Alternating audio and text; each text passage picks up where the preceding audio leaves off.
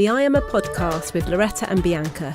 Stories, advice and discussions to resource, encourage and support independent music artists.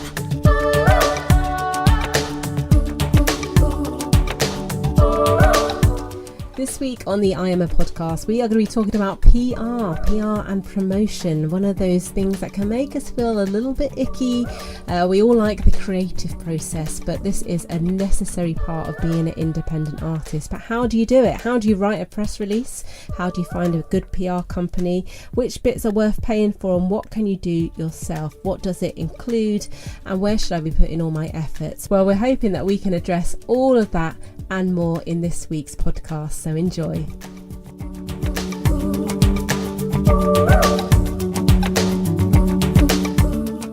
Welcome to the IAIMA podcast. Today we are talking about a subject that a lot of artists struggle with, but it has to be done. It's part of it. We all wish we could just spend our time writing songs and being creative and doing all of those lovely bits, but the admin bits, and to be specific, the PR has to happen as well. It's all part and parcel if you're an independent artist. So we thought we'd break down some of the challenges. We've got some great advice with some people that we've asked in the industry that we hope are just going to be some real gems for you to not feel so unprepared and overwhelmed with this pretty difficult subject. Yes, it is a tricky one, and I think the people who I have looked on from afar and thought you've done PR really well are the people who have found some creativity in the process and found it a way to make it another outlet for them. So with all the things that we are going to share today, we hope that it will inspire you to kind of view the whole area of promotion in a different way, and to have some fun with it.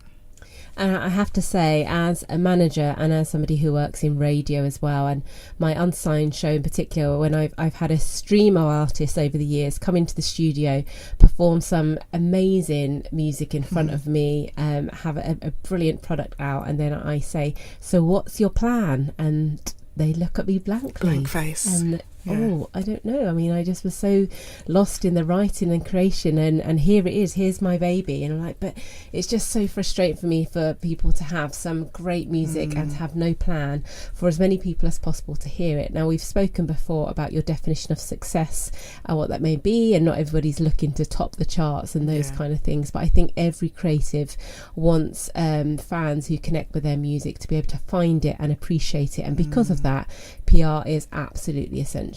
It's so essential, and I think part of it is you put so much effort into creating your music. Like, it's such a mountain to climb, and you have this big exhale when you've done it, and then you are just almost offended that you haven't. You climb the mountain to then be looking at another mountain. So I think that's part of it as well, and it just goes against the grain of just, for the most part, an artist's DNA. You just want your art to be enough, but especially as an independent artist, you want your art needs to meet the fans that are gonna love it, and we have to make that effort to put it in their hands or make it available to those people, and they're not always as easily accessible as we think.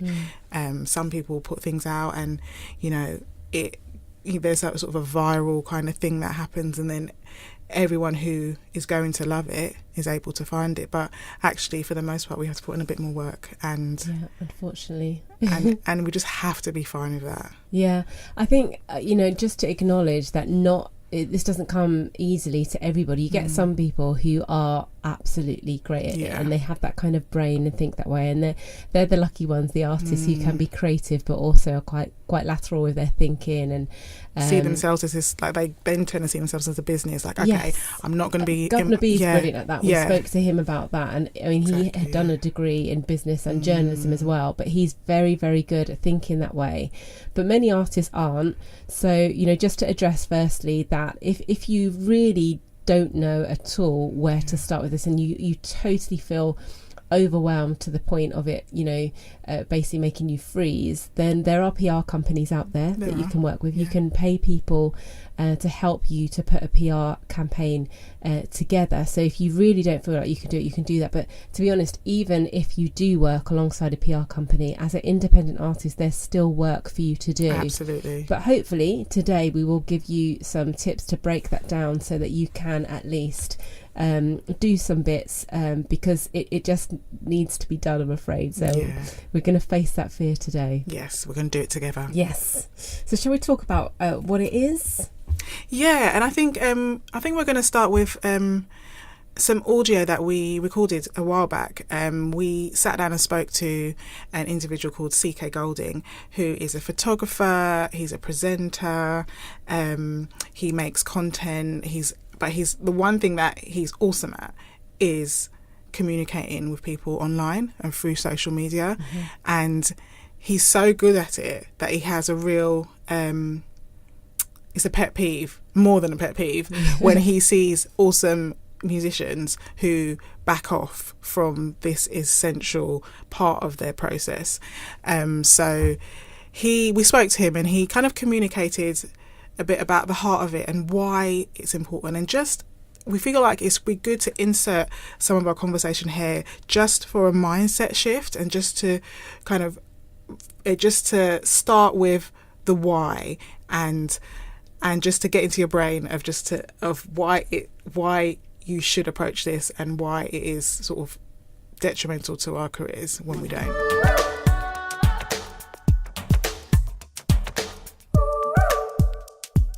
Hey, I'm CK Goldiing, presenter, photographer and content creator.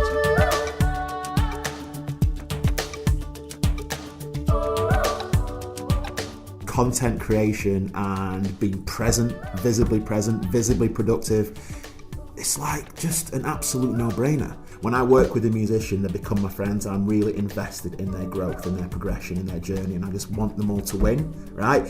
And like, I just, sometimes see them doing things which aren't assisting them winning, and it hurts me. And for me, the main one is, and I know for a fact so many unsigned musicians are going to relate to what I'm going to say next. Ask yourself if you say this: I feel icky self-promoting myself. Like,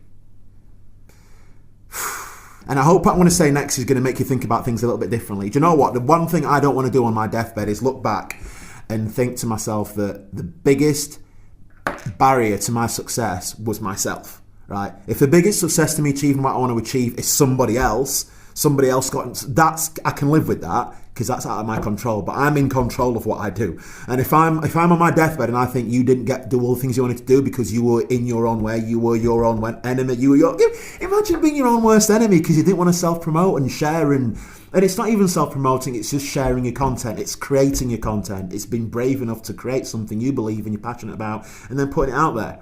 And of course, I guess an independent artist has to do that, because they don't have a label behind them doing it for them. So the onus is on the artist, whether you like it or not, whether you find it icky or not. You got to do it, haven't you? But how do you get over feeling icky about it? Say that's there, whether you agree with it or not. An artist feels like that. How do you get over feeling like that? Think about your favourite brand in the world. Think about, it can be a food brand, it can be your favourite coffee brand, it can be a clothing brand, it can be a musician is a brand. Like, let's, beyond music is about branding. Think about anything you love as a brand, and then think about how do you perceive them? How do you think about them? How do other people think about them? And then think to yourself, so if somebody, just imagine a music executive's on Twitter, he's just milling around, he accidentally stumbles onto your Twitter page, what is he going to see? Is he going to see a graveyard for the last 2 weeks? Because if he does see that, he's just going to assume it's a hobby, right? If he stumbles across your Instagram page and he doesn't see any activity, he's just going, all right, so it's a hobby. So what I'm basically saying is, like, please start paying attention to perception. Perception is like everything in any industry, by the way. This isn't exclusive to music. Just look active, but productive active. Like, create cool stuff, create interesting stuff. And when I say create, I don't mean write a song and put it on SoundCloud. Like, there's a whole new podcast behind this, and I had a massive conversation with an unsigned artist called George Pelham, who's just a machine vocally, and he's just so into his own personal branding and how he's looked online. I mean, he's got the benefit of being a great singer, but he knows that's not enough. He knows it's not enough. And I said to him yesterday, like, I call it the plumber effect, right? No one in the history of time has hired a plumber. He's come out, and you've said you just did some great plumbing, because he's a plumber. You expect him to do good plumbing. I don't get excited about singers who can sing, because it's your job to have a great voice, right? I'm not bothered. It's the other stuff that's actually going to be the hook into you as a human. What you're doing online that brings people into your story. What makes you unique? I'm really into kind of what makes you unique at the moment. And content should be your means of putting a stamp and setting you aside from everybody else. Don't get too caught up in your music, your artistry. That's expected, because in your bio it says singer-songwriter. So I suspect you can sing. I suspect you can write a song. That isn't enough, I'm afraid. In terms of social media, obviously, like you said, you know that it's really important, and you use it a lot, putting your content out there. Have you got a favourite? Like, do you prefer? I mean, you use video a lot, obviously, yes. But is there a favourite way that you think works particularly for creatives and for musicians, perhaps? 100% not. And well observed. Yes, you're absolutely right. I do use video a lot, and this is another thing I've been talking about. Like, there's 3 or 4 primary means of communication. So there's the written form, there's the visual form, as in photo, and then there's video form. Or audio, from the podcasting point of view. You need to figure out what is your best and most natural and most authentic means of communication. For me, it's always been video, because I like how I look. I was going to say, you like your face, don't you? That was a joke, by the way, but it's just, it's the one means of communication and it's not about what I feel most comfortable, it's also about what your audience, when I say audience, I don't have a massive audience, because it's only recently I really like to ramp it up, but like, what do your audience, what engages them the most, what makes them get you the most, what makes them comment the most, what makes them just realise a little bit more about what you're up to the most. And for me, it's always been video. So, YouTube's a big focus for me, but I love Insta, I love Twitter. I loathe Facebook. I just find it like the most boring thing in the world. But I'm all over Facebook because, perception. And when I say perception, by the way, it's probably going to be people saying, like, does that mean pretending to be what you're not? That is not even nearly what it is. It's just being mindful of wherever anybody's going to discover you, what are they going to discover? Like, that's all perception means. So if anybody comes onto my Facebook page, which I hate, they'll find engagement, they'll find content, they'll find stuff which I've put there through gritted teeth. Because I'm doing what's necessary. I'm doing 100% what's necessary, because I know that, especially nowadays, I know that people are curious to find out who you are, what you're about, what you're doing. So whatever corner of the internet anybody discovers me, they'll always find something within the last day, at least. Because I just can't afford. Nobody can really afford to just be perceived to be doing a hobby. Right. Because it's competitive as hell. So if you're, they'll just move on. And it's again, I'm not going to mention a name, but I was just downstairs. I was talking to an artist who recently was interviewed, invited to. I'm so happy I've just come onto this perception thing. I was just talking downstairs to an artist who was recently invited to a showcase by a startup music label. And she was invited to speak to the CEO. She said, yep, I can make that date. Then he changed the date, and she couldn't make it due to work commitments. And I don't think she should have changed her work commitments to honour that meeting. But he was like, is your music a hobby if you're not willing to adjust to come and meet me? And like, now, by the way, I don't agree with his point of view, but again, perception is key. So he's perceiving her as a hobby artist. So you must be aware of perception, how everything you do is perceived.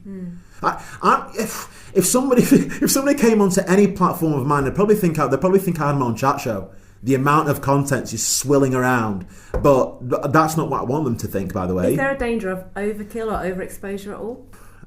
What do you mean by overkill? In what context? I mean switching people off to you? Yeah, or saturating people's timelines. Do we as artists need to be mindful of that, or do you think that's not something you think about? I think it comes down to like it comes down to quality rather than quantity. And once again, like, by the way, I'm still learning but I think what it comes down to is being mindful of the need to learn, right? So I'm still learning. I test a lot. So I go through periods when I just put out loads of stuff on Twitter just to see if I'm annoying people or to see if they actually engage with it. Like, you have to test. I'm testing all the time. I don't have all the answers, and I'll always not have all the answers until I test and experiment. So you just need to find out what resonates with people, and if that means testing, that means testing. If people unfollow you, but ultimately the whole game is to find your audience and to find your niche, and you can't do that by putting one tweet out every 3 months. Come on.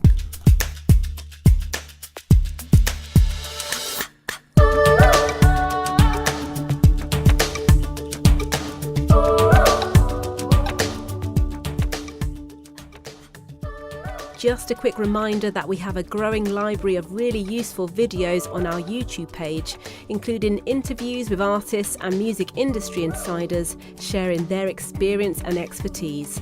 Search IAIMA on YouTube or visit our website www.iaima.co.uk. So some really good tips from CK there. Lots to think about. As you can hear, he's pretty passionate about this. I have to say, I met CK online. He's my one and probably will only person who translated to a real friend in real life, who I first met online. And I have to say, he naturally has a gift of communicating with people. He loves speaking to strangers. He loves meeting new people. He's great at networking. So in a way, I think it's slightly easier with someone of his personality. But he also says he wasn't always like that, and he believes that everyone can get better at promotion by getting over themselves and just realising it's a part of it. So hopefully he's given you some real tips there. And I don't know about you, but it's certainly challenging to think about the fact that, you know, if you want anyone else to blame, you don't want to get in your own way in terms of your journey as an artist. So do look him up he's on Twitter and Instagram as well, Facebook as well. You can look at some of his videos, and he is very approachable. If you've got any questions you want to ask him as well, I'm sure he'd be happy for you to reach out to him. Yeah. So we're going to dive right in and just talk about what promotion is, what PR is, you know. And it's just, I mean, it's obvious, but it's basically finding ways to bring your product, what you do, to other people, and you do different things, and you communicate with people in different ways in order for them to access your product, or for us, our music, which is our product. I think that one of the challenges for an independent artist, and I've heard it said as a blessing and a curse, in the day of Spotify, where there's so much music out there, and I think it's such a great thing that any artist can now have their music be discoverable. I've often used the analogy of pre-Spotify days. We had MySpace before that, but pre those days, it was very much like a restaurant where you went in where there was just 3 things on the menu, and that was it, and that was served to us by the national radio stations. That's the only way you could hear music. They selected it, and that's all that was on offer. These days you can hear all kinds of music in all kinds of niche and just individual genres that you wouldn't even come across. You could literally come across the genre of music, be like, what? I didn't even know this existed, and I didn't even know this was my jam, and there will be a following for it. So that's brilliant. The curse of it is that there's so much choice, it can get a little flooded. So everything to do with PR and promotion as an independent artist is to kind of get your head to sort of peak above the precipice, I guess, to stand out. So that you can be discovered. You're there to be discovered, but how do they find you is the big PR question. Absolutely. And promotion isn't like spamming people all day, every day. Isn't, sending the same message over and over again via WhatsApp and Facebook and social media. Isn't creating like a really awful ad that you pay for, and you put like £2,000 in it, so therefore it's going to be seen like every 10 minutes, and people are like, go away. It isn't doing the things that make you feel icky. So we want to sort of just face those objections at the gate, that it isn't being a bit of a moron about it. No, and it's, at the end of the day, so you have your bottom line of you want to promote your music, you want to tell people to buy your music, but rather than as Bianca just said, every day going, here's my music, buy it, you want to find different ways. Now you might disagree, B, but I think in the end you turned out amazing at this. So there was a time when Bianca released her No Fear Here album, and we were going to be doing a tour as well, and I just encouraged her to post on Instagram regularly something that would end with a link to telling people about the album and about the tour. And I remember you really sort of did not relish the shoulders drooped, sad face. And she said, I hate doing that. I hate and at the time you weren't much a fan of Instagram, although you're really good at it or now. any social media. But the thing is, because you didn't like it, you found ways that were you to do it, and it ended up so much more creative. Do you remember some of the things you posted? Because I remember you had some really unique pictures and video clips. And all the time, when you looked at it, it was interesting and engaging. So you didn't read it thinking, oh, this is a shameless plug for Bianca's music. You engaged with a beautiful image and a caption. And at the end, it would be a reminder that the music was there. And that's the kind of thing we're talking about. Yeah, I suppose for me, I love art. I love creativity. I love amazing sort of content. So I personally found content that I loved, that I connected with in terms of the message of my music. And I also am very wordy, and I like to write long things. So I just lent into who I am. So I would just find something awesome that was inspiring, and I would just write a caption about what I was thinking and feeling that day around maybe some of the themes of my music, and try to somehow engage, like leave the door open for some sort of discussion, so that people can engage in the comments as well.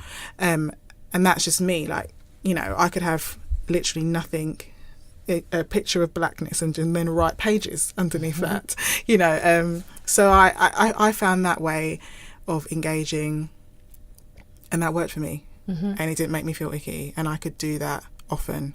So again, it's that creativity, thinking out of the box. If you think, I don't like doing this, what do you like doing, and how can you turn that into being a promotional tool? Some people like to vlog. Yeah, vlog. Yeah. Another really popular way, and you almost forget, this is all about promoting a single, an album, is doing challenges. Yeah. So artists will often encourage other artists, and not professionals, anybody, to do their own version of a chorus of their song, perhaps, and use the hashtag. And at the end of the day, that's about promoting a song. But people love to get involved. Yeah. Fans feel engaged. Other people love to look to see what others are doing. Absolutely. That's promotion. Absolutely, that's promotion.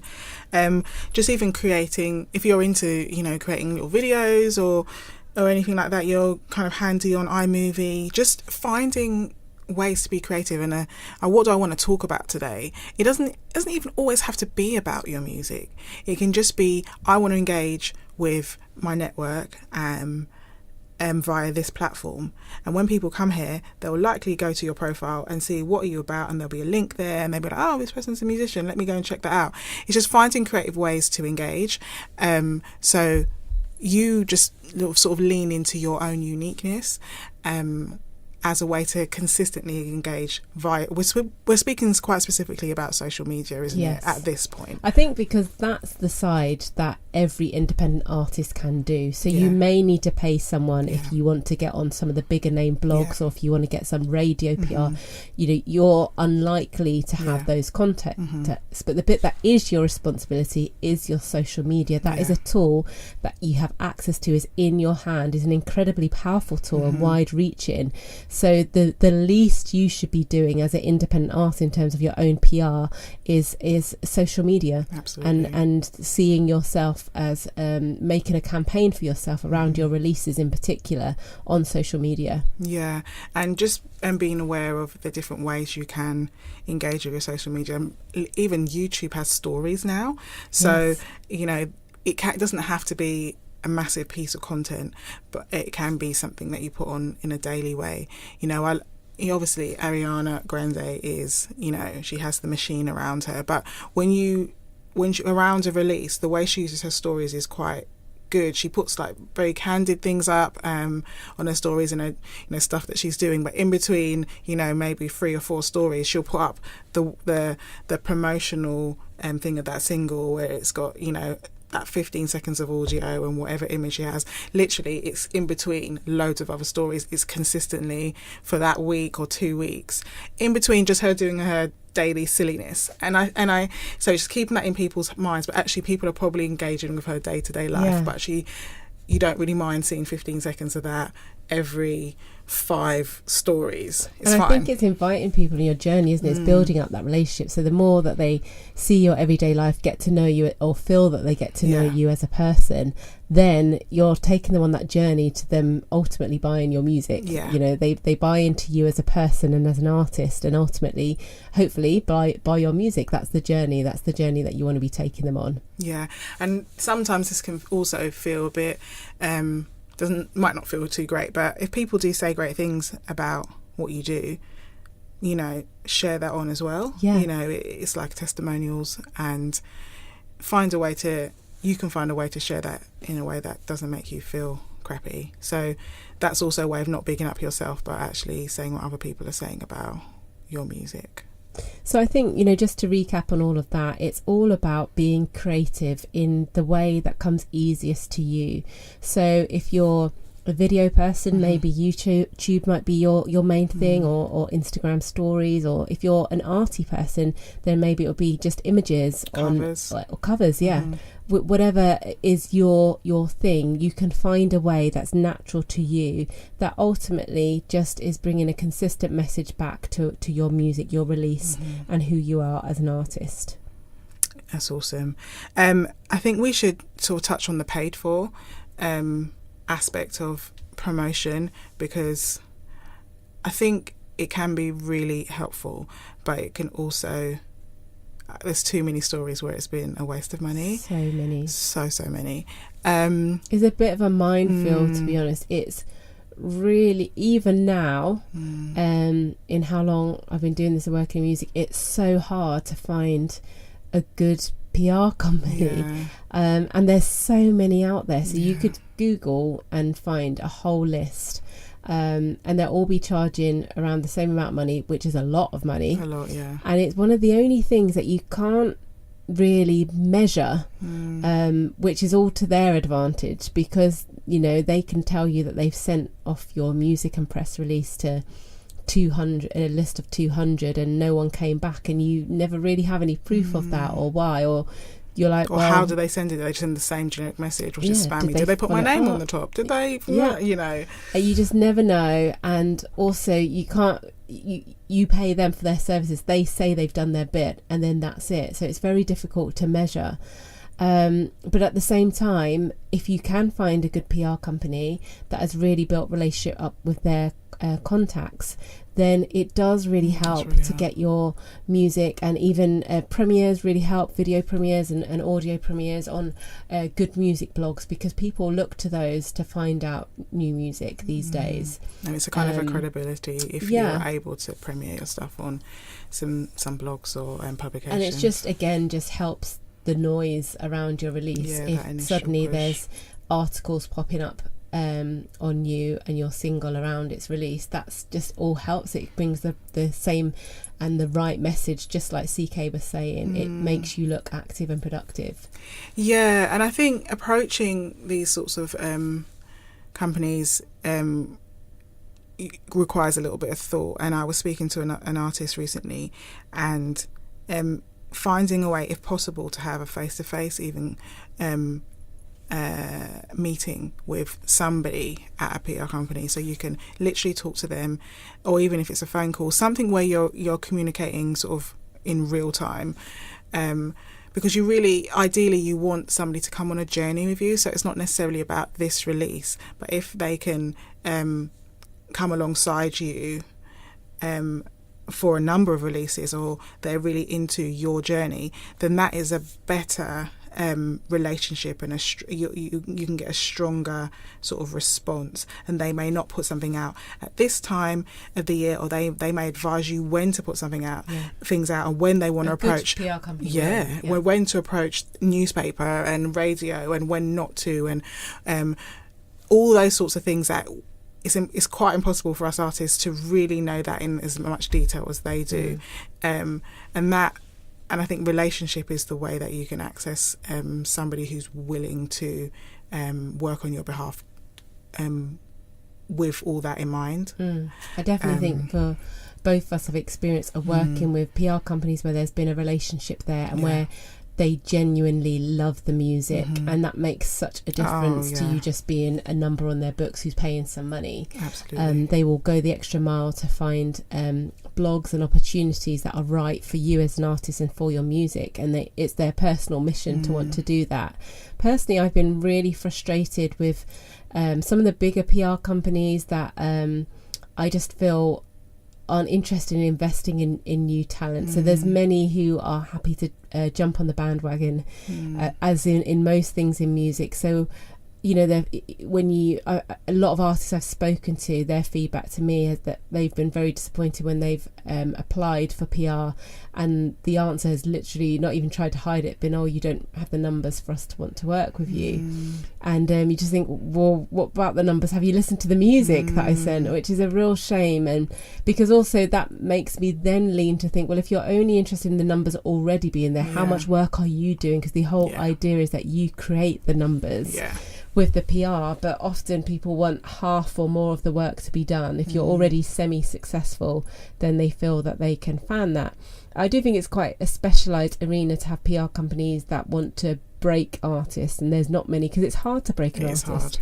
It's hard to take a risk, but I would hope that if somebody really loves the music and would put the work in, that they would create opportunity. But I have to say, I've had experience both ways with big companies that have been willing to take on artists I work with that have got the numbers and not others, and it's not really been to do with the music, because they don't even make their decision based on that, which I think is a shame. It is a total but that shame. I say that just for you to be aware that that's literally is the criteria for some companies in what they're looking for. Yeah, and speaking for myself, when I was releasing my album, another artist was saying, you know, you should go with somebody who has artists that are similar to yours, who are similar to you, and who has a bit more credibility. Because I was going to go with somebody that really loved my music, but you know, it's kind of a little bit at the beginning of their journey as well. And so I literally went online and I found a really great PR company. But I just had a feeling that I would just be a number on their books and I would pay all this money. And I chose to go with somebody who really loved my music, who was so excited to work with me, who, you know, we'd spoken for a long time, and we said, when you release stuff, I really want to work with you. And they worked really hard, and that's what you want. You want to feel like you're in a partnership with somebody else moving towards a common goal. And they worked really hard, and they got me lots of online features on blogs and stuff. But what was really helpful was the Spotify playlisting, and they worked hard, and I did get on some really good playlists, which is still sort of helping me now, and I'm still earning from that. And that's like, you can get the real numbers of how that has worked out and how that's paid for itself, really. Yeah, it's a really difficult thing to do, and people are always asking me if I would recommend PR companies, and I never really know what to say, because I've worked with the same company with a couple of artists and had very different results. And people move and people go through it. I think it's something you need. It is one of those things that you do a little bit kind of have to throw money at, but I think you should definitely do your research. If there's one you want to work with, try and speak to some artists who've worked with them before to see what they're like, how they are, try and see the results that they've come up, but most of all, try and get a feel of whether they're really into you as an artist and into your music. It's not cheap, but it can be worth it. It also can be a waste of time and money. For more great content from IAIMA, find us on social media at We Are IAIMA. Check out our Spotify playlist for new music from independent artists. Search We Love Independent Music. And don't forget to sign up to our mailing list, where you'll receive a free 10-day guide especially designed to inspire and equip independent music artists with some really useful, practical and inspirational resources. Sign up at www.iama.co.uk.